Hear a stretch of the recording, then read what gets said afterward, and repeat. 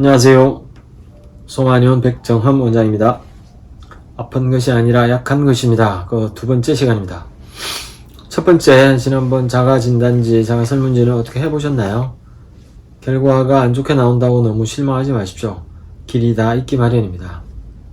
오늘은 자율신경실조증의 정의, 원인, 정상, 치료법에 대해서 알아보고 소마니온의 자율신경실조증 치료 접근법에 대해서 살펴보도록 하겠습니다. 60대 남성 K씨에 대한 케이스를 먼저 살펴보고요. 자율신경계의 4가지 유형, 자율신경실조증의 이해와 치료, 정의, 원인, 정상, 치료, 소마니온의 자율신경실조증 치료 접근법, 그리고 마무리하겠습니다. 60대 남성 K씨가 얼마 전에 오셨는데요. 사람 되게 좋아 보이는 분위기에 마른 편이고 인자 느낌을 주는 분이셨고요. 키 172에 몸무게 55kg으로 저체중이셨습니다. 위장약, 항불안제 등을 드셨고 한약 엑기스 제제를 약국에서 사육산을 구입해서 복용 중이셨습니다. 7년 전 존경하던 분에게서 사기를 당하고 심리적으로 불안하고 많이 힘들어지셨고 그 이후로 건강이 많이 안 좋아지셨다고 합니다. 소화불량, 위장이 굳어지는 것 같고 가슴이 압박받는 느낌, 허리와 골반이 만성적으로 아프고 온몸이 경직되는 것들을 호소하셨습니다. 환자분의 상태가 스트레스 상황에서 몸이 금방 굳어지고 얼굴과 머리 형태도 변했다고 하셨습니다. 30대 치아 교정 후에 살도 빠지고 건강이 나빠지셨고 아래 턱은 오른쪽으로 살짝 틀어져 있었습니다. 턱을 보는 이유는 몸이 틀어져 있는지가 얼굴, 특히 턱에 나타나기 때문에 턱을 보는 겁니다. 여러 곳을 다니며 치료하셨고 한약 등도 많이 복용하고 했는데도 크게 효과를 보지 못하셨다고 하고요. 한여름 얼마 전에 8월달 되게 더울 때 오셨는데 그런 계절 한여름조차도 춥다고 느껴지시고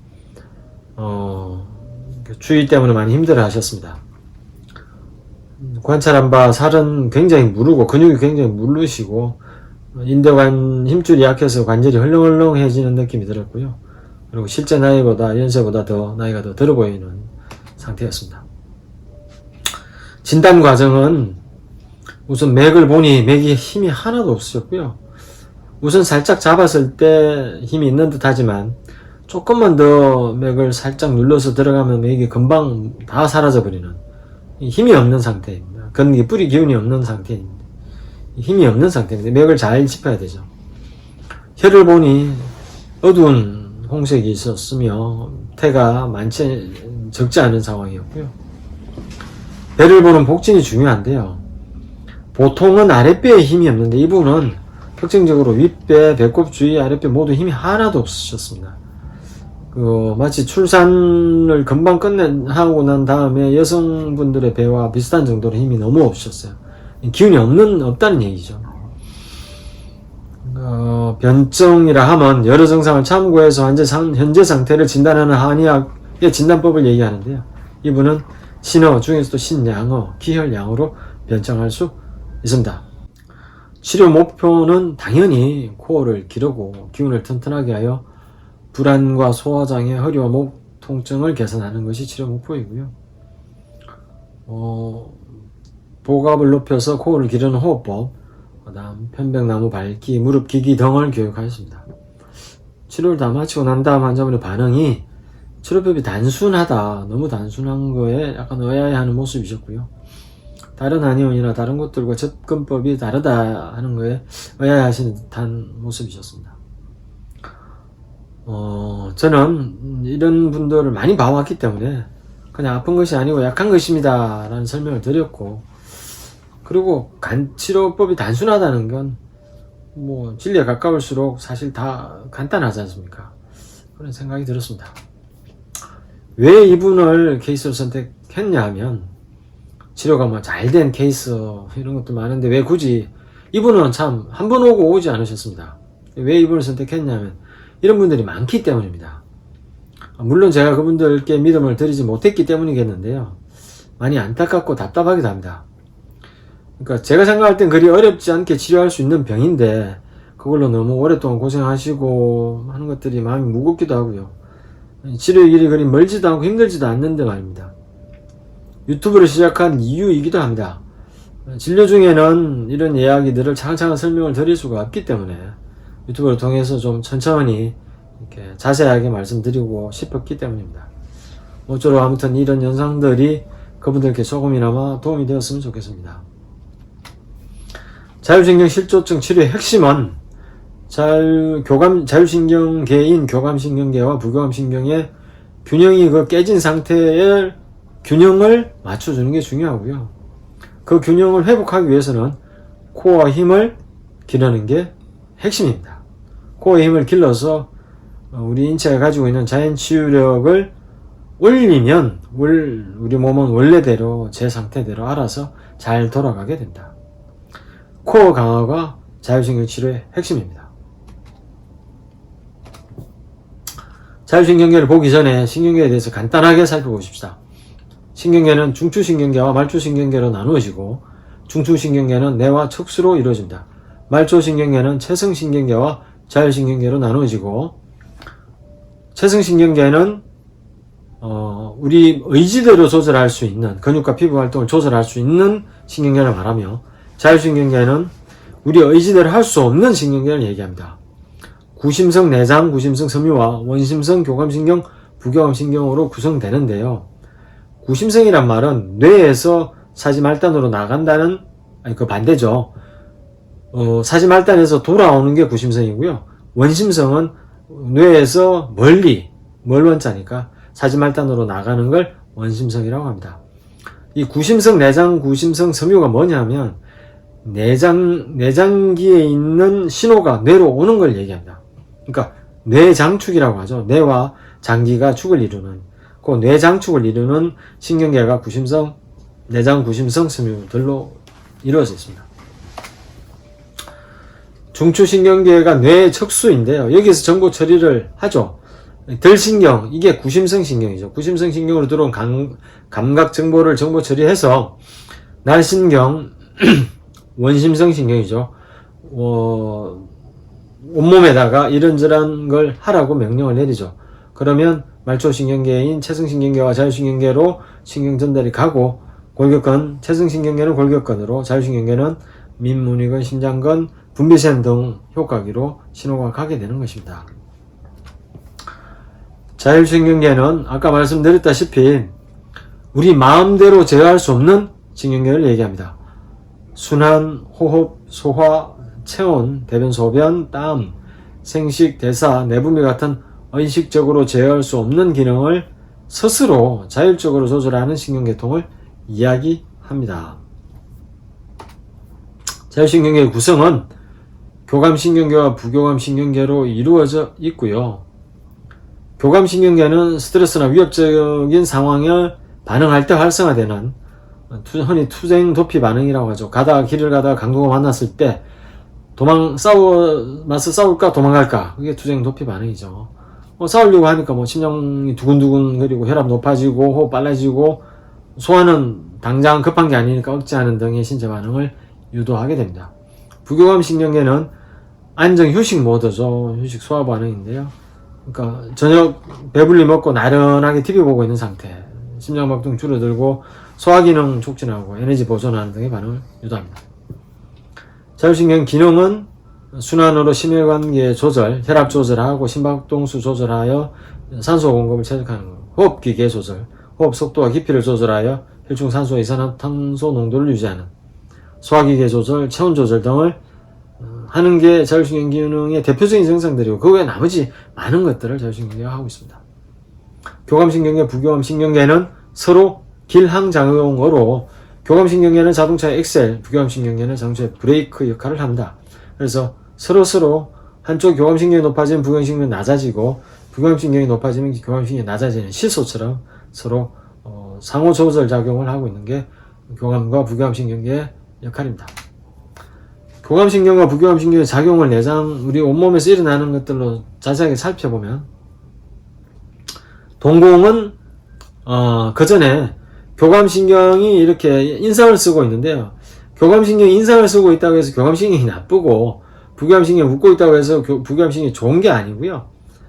그냥 이렇게 표시하기 위해서 이렇게 한 거고요. 교감신경이 깨어나지 않으면 우리 몸이 깨어나지 않죠. 활발하게 활동을 할 수도 없고요. 또 마찬가지 부교감신경도 마찬가지입니다. 그래서 이건 인상 쓰고 있다고 해서 교감신경이 나쁘고 부교감신경이 좋다 이렇게 생각하시면 안 된다는 거. 동공이 확대되는 건 교감신경이, 축소되는 건 부교감신경이 담당합니다. 그러니까 부교감신경이 축소되지 않으면 동공이 계속 열린 상태가 되죠. 그래서 교감신경이 항진된 자율신경 실조증 환자분들이 눈부심을 호소하는 경우가 많죠. 정신활동 촉진 활발하게 하고 부교감신경 휴식하게 되는데요. 교감신경이 너무 항진되어 있으면 촉진 활발이 너무 왕성해져서 이제 머리로만 에너지가 쏠리게 되는 거죠. 그래서 두통 이런 것들 유발하게 됩니다. 호흡 가빠지게 되고 편안하게 되고 소화 억제 촉진, 호르몬 촉진 안정 등등 이렇게 이루어집니다. 자율신경계의 불균형이 곧 자율신경 실조증을 이야기하죠. 대부분 교감신경계의 과활성화된 상태고요. 부교감신경계에는 기능이 저하된 상태를 보입니다. 그 정상들을 간단히 살펴보면 전신 증상으로 원인을 알 수 없는 미열, 나른함, 권태감, 잠을 못 자는 불면증, 눈의 피로, 눈꺼풀 경련, 안구건조증, 머리 아프고 무겁고 뇌혼미, 멍한 상태, 어지럼증, 기립성 조절장애, 앉아서 일어날 때 어지러운 거, 신경성 고혈압, 또 반대로 저혈압, 부정맥, 빈맥, 레이노 증후군이라고 해서 이렇게 손발 끝이 이렇게 혈액순환이 안 돼서 차가워지는 비심장성 흉통, 이명 귀 막힌 이패라 그래서 귀가 막힌 듯한 느낌, 멍하게 막힌 듯한 느낌, 목에 이물감, 인후부 불편감, 전신근육통, 어깨 결림, 만성적인 목어깨 결림, 요통, 손은 떨리기도 하고 손발바닥에 긴장성 수족 다한증, 호흡기 과호흡 증후군, 피부 가려움증, 원형 탈모, 나한증 또는 무한증이기도 하고 원인을 알 수 없는 두드러기, 비뇨기, 신경성 빈뇨, 잔뇨감, 요실금, 생식기, 월경 전 증후군, 생리통, 산후우울증, 갱년기장애, 성기능 부전, 소화기 만성위염, 신경수구토, 과민성 대장염, 식욕부진, 과식 등이 자율신경 실조증의 증상, 대표적인 증상들입니다. 마찬가지겠습니다. 비슷한 내용이지만 통증이나 빛, 소리에 더 민감해진다. 그 다음에 따끔거리기도 하다. 이 모든 증상이 여성들 같은 경우 황체호르몬기, 월경, 배란기 이후에 더 악화된다는 거, 이런 것들이 증상이겠습니다. 자율신경계의 4가지 유형에 대해서 살펴보도록 하십시다. 교감과 부교감신경이 모두 높은 건강한 유형이고요. 교감이 높고 부교감신경이 낮은 너무 열심히만 하는 유형, 이런 유형이 제일 많겠죠. 교감은 낮고 부교감도 낮은 에너지 자체가 너무 떨어져 있는 무기력한 유형, 교감은 낮으나 부교감이 높은 느긋한 유형으로 많지 않은 유형입니다. 자율신경 유형 A로 교감도 높고 부교감도 높은 건강한 유형입니다. 특별히 볼 게 없겠습니다. 여러분들은 자율신경 유형 B로서 너무 열심히 하는 유형, 교감이 높고 부교감이 낮다 그랬죠. 현대인에게 가장 많은 유형으로 엑셀만 드립다 밟고 브레이크는 저하된 상태, 불안과 초조함을 느끼는 상태. 한약적인 치료로는 시호나 황련, 복령, 치자 등으로 교감신경을 낮추는 한약치료가 도움이 될 때가 많죠. 자율신경계 유형 C, 녹초가 된 무기력한 유형이고 교감, 부교감이 모두 다 떨어져 있는 상태고요. 과로, 수면 부족, 이런 것들이죠. 그 다음에 아까 유형 B가 만성화되고 오래돼도 유형 C로 넘어가기도 한다. 무력감, 피로감, 고장난 상태라고 보시면 됩니다. 무력형으로 부자, 오수요 등 여러가지 한약들이 있겠죠. 기혈 도운 한약 치료로 할 때가 많습니다. D형은 유유자적한 형이죠. 한의원의 임상에서 제일 흔하게 볼 수 있는 게 B와 C입니다. 두 유형이 압도적으로 많고요. 치료받으러 오시는 분들도 당연히 B와 C가 되어 있고, 유형 D는 다른 어떤 치료보다는 운동이 필요한 경우고 있겠습니다. 세 번째, 자율신경 실조증의 이해와 치료. 자율신경 실조증의 이해와 치료에 대해서 알아보겠습니다. 자율신경 실조증은 한마디로 이야기해서 아까 말씀드린 대로 교감신경계와 부교감신경의 균형이 깨진 상태를 말하며, 환자분들은 여기저기 다 온몸 머리끝 발가락이 다 아프다고 하지만 의학적인 검사로는 별다른 이상이 발견되지 않는 상태를 말하며, 치료의 핵심은 교감신경계와 부교감신경계의 균형을 맞추고 코어의 힘을 기르는 것이 치료의 핵심이 되겠습니다.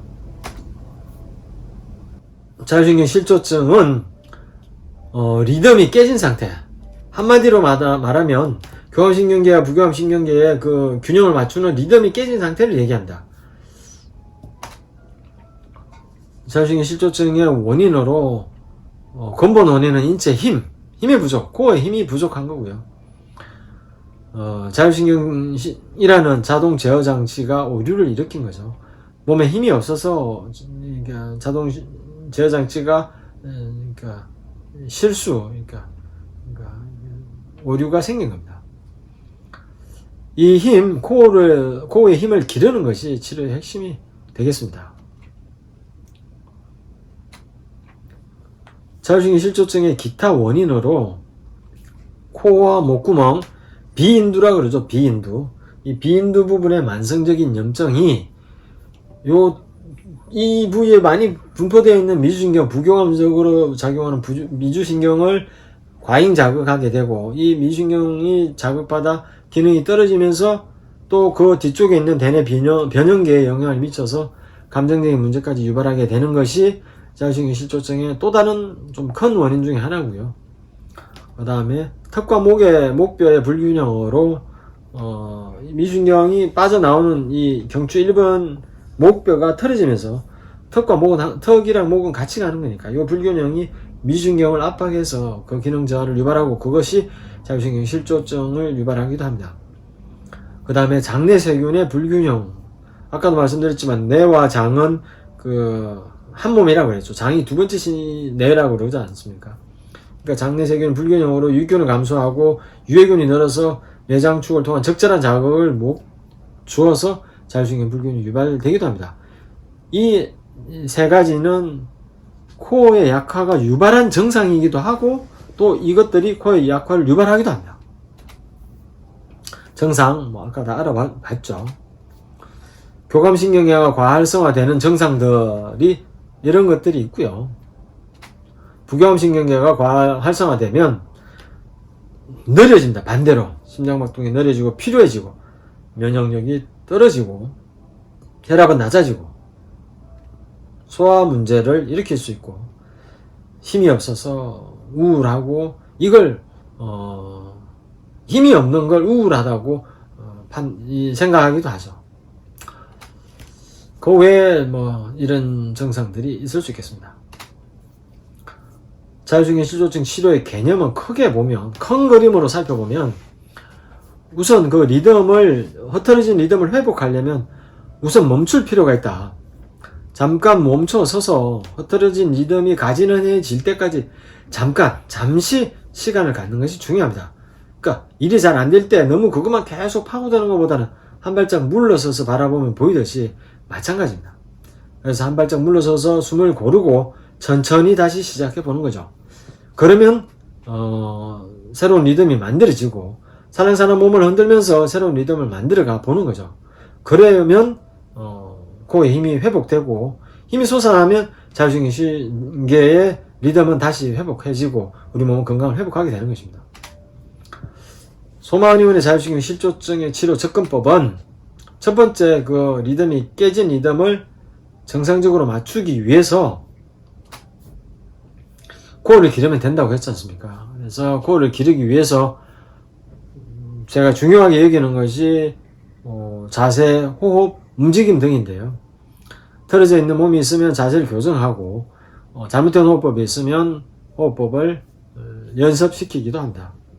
그 모든 것들은 일상생활에서 다 적응할 수 있어야 되고요. 기운을 올려야 되죠. 뭐 마찬가지 코어 기 똑같은 얘기라고 보시면 됩니다. 코어 강화 프로토콜로 코어 복압, 단전, 신장, 배심 뭐 똑같은 말입니다. 그냥 코어라고 하는 겁니다.